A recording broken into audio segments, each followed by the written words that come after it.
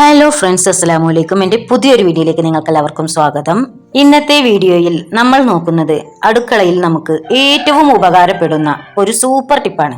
Home made ഇഞ്ചിപ്പൊടിയും വെളുത്തുള്ളിപ്പൊടിയും എങ്ങനെ വീട്ടിൽ തയ്യാറാക്കാമെന്ന് നോക്കാം. കടയിൽ നിന്നൊക്കെ നമ്മൾ ഇഞ്ചിപ്പൊടിയും വെളുത്തുള്ളിപ്പൊടിയും ഒക്കെ മേടിക്കുമ്പോൾ കെമിക്കലുകൾ ഉണ്ടാവും. ഇത് ഇങ്ങനെ ഉണ്ടാക്കുകയാണെങ്കിൽ 100% ശുദ്ധമായി വീട്ടിൽ തന്നെ നമുക്ക് ഉണ്ടാക്കിയെടുക്കാൻ പറ്റുന്ന പൊടിയാണ് ജിഞ്ചർ പൊടിയും ഗാർലിക് പൊടിയൊക്കെ. അപ്പൊ അതെങ്ങനെ ഉണ്ടാക്കാന്നൊക്കെ ഒന്ന് നോക്കിയാലോ. അതിന് വേണ്ടിയിട്ട് നമ്മൾ ആദ്യമായിട്ട് എടുത്തെടുക്കുന്നത് വെളുത്തുള്ളിയാണ്. വെളുത്തുള്ളി നമ്മളെ കുത്തുന്ന ഉരക്കല്ലിലിട്ടൊന്ന് കുത്തിയെടുത്ത അല്ലിയൊക്കെ പെട്ടെന്ന് അടർന്നു കിട്ടും. എന്നിട്ട് അതിൻ്റെ നടുകിൽ മുറിച്ച് എളുപ്പെളുപ്പ് അല്ലിയൊക്കെ വേർതിരിച്ചെടുക്കാൻ പറ്റും. ഇനി വേറെ ഏതെങ്കിലും മെത്തേഡിൽ നിങ്ങൾക്ക് വേർതിരിച്ചെടുക്കാൻ പറ്റുമെങ്കിൽ അങ്ങനെയും ചെയ്യാം. അപ്പൊ നമ്മുടെ വെളുത്തുള്ളിയൊക്കെ ഞാൻ വേർതിരിച്ചെടുത്തിട്ടുണ്ട്. അതുപോലെ തന്നെ നമ്മുടെ ഇഞ്ചിയും നല്ലവണ്ണം കഴുകി വൃത്തിയാക്കി എടുക്കുക. ഞാൻ ഇഞ്ചിയുടെ തൊലി കളയുന്നില്ല. നിങ്ങൾക്ക് വേണമെങ്കിൽ ഇഞ്ചിയുടെ തൊലിയൊക്കെ കളഞ്ഞ് എടുക്കാൻ കേട്ടോ. ഇഞ്ചിയുടെ തൊലി കളഞ്ഞില്ലെങ്കിൽ ഒരു ബ്രൗൺ കളർ പൊടിയായിരിക്കും. അല്ലെങ്കിൽ തൊലി കളഞ്ഞ് ഉള്ളിൽ ആ വെള്ള സാധനം മാത്രമാണ് എടുക്കുന്നത് എങ്കിൽ വൈറ്റ് കളർ പൊടി ഇഞ്ചിയുടെയും കിട്ടും കേട്ടോ. ഇഞ്ചിയുടെ തൊലിയിലും കുറെ ഗുണങ്ങളുണ്ടല്ലോ, അപ്പൊ അതൊന്നും പോണ്ടാന്ന് വിചാരിച്ച് ഞാൻ തൊലി കളയാത്തത്. ഇനി നമുക്ക് നമ്മുടെ ഇഞ്ചിയും വെളുത്തുള്ളിയും ഒക്കെ നൈസായിട്ട് ചതച്ചിട്ടോ അല്ലെങ്കിൽ ക്രഷ് ചെയ്തിട്ടോ ഒക്കെ എടുക്കാം. നല്ല നൈസായിട്ട് എടുക്കണം, എങ്കിലാണ് നമുക്ക് നമ്മുടെ വെളുത്തുള്ളിയും ഇഞ്ചിയും ഒക്കെ ഉണങ്ങി കിട്ടുകയുള്ളൂ. എന്നിട്ട് നമുക്ക് ചൂടുള്ള അടുപ്പത്ത് തീയൊക്കെ കെട്ടാറിയത് ചൂടുള്ള അടുപ്പുണ്ടാവില്ലേ, അതിൻ്റെ മേലെ വെച്ചിട്ട് നമുക്ക് ഉണക്കിയെടുക്കാം. അല്ലെങ്കിൽ നല്ല വെയിലുള്ളപ്പോൾ വെയിലത്ത് വെച്ചാലും മതി. ഒരു 2-3 ദിവസം വെയിലത്ത് വെക്കണം എന്നേ ഉള്ളൂ. ഇതുപോലെ ക്രഷ് ചെയ്യുന്ന ഒരു മെഷീനിൽ ഇട്ടിട്ടാണ് ഞാൻ വെളുത്തുള്ളിയൊക്കെ നൈസാക്കി എടുത്തിരിക്കുന്നത്. കണ്ടില്ലേ, നല്ല സൂപ്പറായി നൈസായി വന്നിട്ടുണ്ട്. ഇനി ഇത് നമുക്കൊരു പാത്രത്തിലേക്ക് കൊട്ടി കൊടുക്കാം. മിക്സിയുടെ ജാറിലിട്ട് ക്രഷ് ചെയ്തെടുത്താലും മതി കേട്ടോ. ചതക്കുന്ന ജാറിലിട്ടിട്ട് ഞാൻ ഇതുപോലെ ചെയ്തു എന്ന് മാത്രം. അതൊക്കെ നമ്മുടെ ഇഷ്ടത്തിനനുസരിച്ച് ചെയ്യാം. വീഡിയോ ഒരിക്കലും ഫ്ലോപ്പ് ആവൂല കേട്ടോ, അതിന് ഞാൻ ഉറപ്പ് തരാം. നിങ്ങളെല്ലാവരും ഇതുപോലെയൊക്കെ ഒന്ന് ചെയ്ത് നോക്കണം.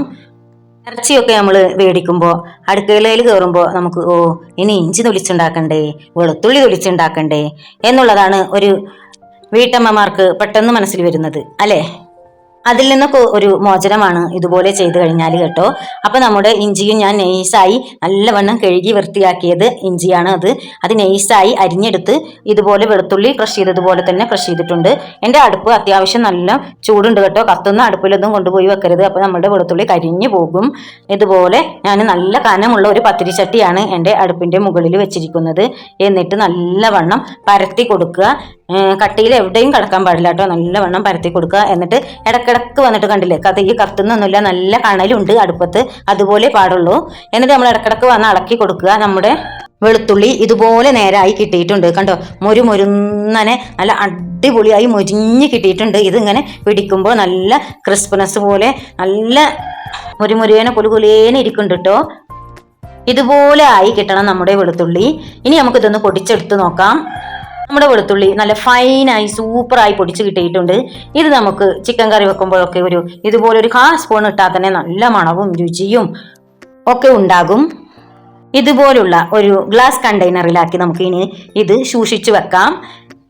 വെളുത്തുള്ളി ചേർക്കുന്ന ഏത് കറിയിലേക്കും നമുക്ക് നമ്മുടെ ഈ പൊടി ഉപയോഗിക്കാം കേട്ടോ.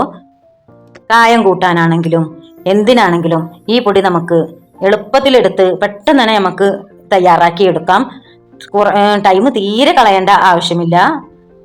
കൊല്ലങ്ങളോളം കേടുകൂടാതെ ഇരിക്കും ഇതുപോലെ ഉണ്ടാക്കി വെച്ചാൽ.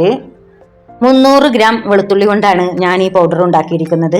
ഇത്രയും ക്വാണ്ടിറ്റി എനിക്ക് ആ 300 ഗ്രാം വെളുത്തുള്ളി കൊണ്ട് കിട്ടിയിട്ടുണ്ട്.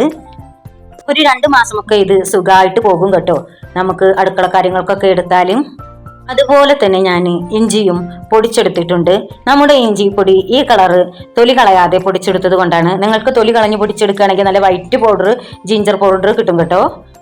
ഇഞ്ചിയുടെ തൊലിയിലും കുറേ ഗുണങ്ങളുണ്ട്, അതുകൊണ്ടാണ് ഞാൻ ഇതുപോലെ ചെയ്തിരിക്കുന്നത്. അത് ഞാൻ ഇതുപോലുള്ളൊരു ഗ്ലാസ് ബൗളിൽ ഇട്ട് വെച്ചിട്ടുണ്ട്. വെളുത്തുള്ളിയും ഇഞ്ചിയൊക്കെ നമ്മൾ ചതച്ച് ഫ്രിഡ്ജിൽ കുറേ കണ്ടെയ്നറിൽ പച്ചയായി വെക്കുമ്പോൾ അത് ശരീരത്തിന് നന്നല്ല, അത് കേടാണ്. അതുകൊണ്ട് ഇതുപോലെ പൊടിച്ച് സൂക്ഷിച്ച് ഉപയോഗിക്കുകയാണെങ്കിൽ നമുക്ക് ഹെൽത്തിനും നല്ലതാണ്. പെട്ടെന്ന് തന്നെ നമ്മളെ കറികളൊക്കെ ഉണ്ടാക്കാനും പറ്റും. വളരെ എളുപ്പത്തിൽ തയ്യാറാക്കാൻ പറ്റിയ നല്ലൊരു അടുക്കള ടിപ്പാണ് ഇത്. നിങ്ങളും ഇതൊന്ന് വീട്ടിൽ ട്രൈ ചെയ്ത് നോക്കണേ. സമയവും ലാഭിക്കാം, പണവും ലാഭിക്കാം. രുചികരമായ കറികൾ പെട്ടെന്ന് നമുക്ക് തയ്യാറാക്കിയെടുക്കാം. ഹൈലൈറ്റ് എന്ന് പറഞ്ഞു കഴിഞ്ഞാൽ കേടുകൂടാതെ എത്ര കാലം വേണമെങ്കിലും ഈ പൊടി ഇരിക്കും. നമ്മുടെ ഹെൽത്തിന് യാതൊരുവിധ പ്രശ്നവും ഇതുപോലെ ഉപയോഗിക്കുകയാണെങ്കിൽ വരില്ല. ഫ്രിഡ്ജിൽ വെച്ച് തണുപ്പിച്ച് പച്ചക്ക് ചതച്ചെടുത്ത് കുറെ വെച്ച് ഉപയോഗിക്കുമ്പോൾ നമ്മുടെ ഹെൽത്തിനൊക്കെ അത് വളരെ പ്രശ്നമാണ്. ഈ വീഡിയോ ഉപകാരപ്പെട്ടെങ്കിൽ ലൈക്ക് ചെയ്യാനും ഫ്രണ്ട്സിന് ഷെയർ ചെയ്തു കൊടുക്കാനും മറക്കരുത് കേട്ടോ. ഇതുവരെ ചാനൽ സബ്സ്ക്രൈബ് ചെയ്യാത്തവർ ഇപ്പോൾ തന്നെ സബ്സ്ക്രൈബ് ചെയ്ത് സപ്പോർട്ട് ചെയ്യണേ. അടുത്ത നല്ല ഒരു വീഡിയോയുമായി വീണ്ടും കാണാം. താങ്ക്